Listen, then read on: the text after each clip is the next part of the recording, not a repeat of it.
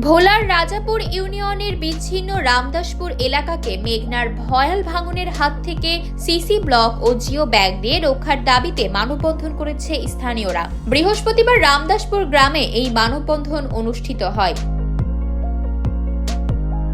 এ সময় স্থানীয় ভুক্তভোগীরা বলেন, ভোলার রাজাপুর ইউনিয়নের 400 বছরের পুরনো রামদাসপুর 8টি ওয়ার্ড নিয়ে বিশাল এলাকা ছিল।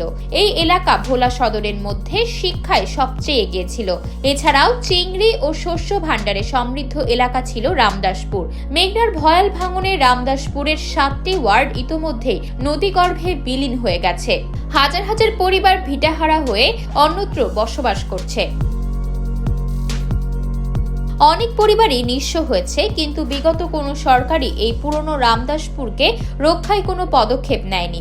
বর্তমানে রামদাসপুরে একটি ওয়ার্ড রয়েছে, সেখানে প্রায় 10,000 মানুষ বসবাস করছে, কিন্তু নদী ভাঙন অব্যাহত থাকায় এসব পরিবারগুলো চরম দুশ্চিন্তায় পড়েছে।